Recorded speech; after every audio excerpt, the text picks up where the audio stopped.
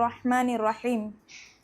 محترم سامعات، ہماری نظر میں مسلمان وہ ہے جو نماز پڑھتا ہو، جو روزہ رکھتا ہو، جو زکوٰۃ دیتا ہو، جو حج کرتا ہو، یعنی نیک اعمال کرنے والا ہماری نظر میں مسلمان ہے۔ جو نیکی کی طرف دعوت دینے والا ہو، نیک اعمال کرنے والا ہو، وہی شخص ہمارے پاس مسلمان ہے۔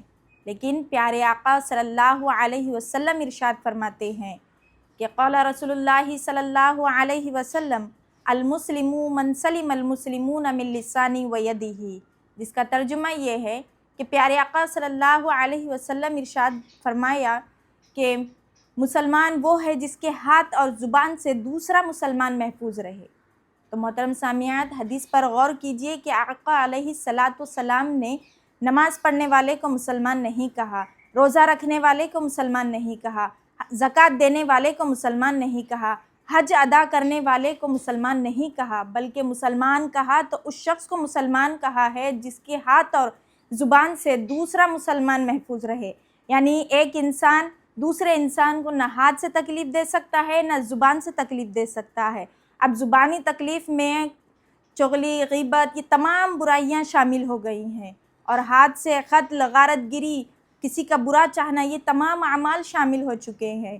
تو محترم سامعات، ایک مرتبہ کا واقعہ ہے کہ حضور علیہ السلام نے ارشاد فرمایا، اپنے صحابہ سے عرض کیا کہ صحابہ بتلائیے کہ میری امت میں مفلس یعنی سب سے تنگ دست شخص کون ہے؟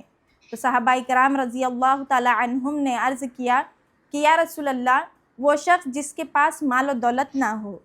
تو قربان جائیے پیارے آقا صلی اللہ علیہ وسلم پر کہ آپ نے ارشاد فرمایا کہ میری امت میں مفلس وہ شخص ہے جو کل قیامت کے دن نماز، روزہ، زکوٰۃ، حج لے کر آئے گا، اور اس نے اپنے پڑوسی کو یا اپنے رشتہ دار کو یا اپنے کسی جاننے والے کو تکلیف دی ہوگی، زبانی یا ہاتھ سے کسی بھی طریقے سے اگر اس نے تکلیف دی ہوگی تو وہ شخص میرے پاس مفلس ہے۔ یعنی نہ آخرت میں نہ اس کی نماز کام آئے گی، نہ اس کا روزہ اس کا ساتھ دے گا، نہ حج اس کا ساتھ دے گا، یہ کوئی بھی عمل اس کا کوئی ساتھ نہیں دیں گے۔ اگر جب تک وہ اس شخص سے معافی تلافی نہ کر لے، وہ ہرگز اس ذمے سے، اس گناہ سے بری نہیں ہو سکے گا۔ اگر وہ جنت میں جانے کا بھی مستحق ہوگا تو وہاں پر دامن پکڑ کر وہ شخص اسے روک لے گا، اور رب اسے کہے گا کہ بتلاؤ تمہارا کیا معاملہ تھا دنیا میں کہ تم نے اس کا دامن پکڑا ہے؟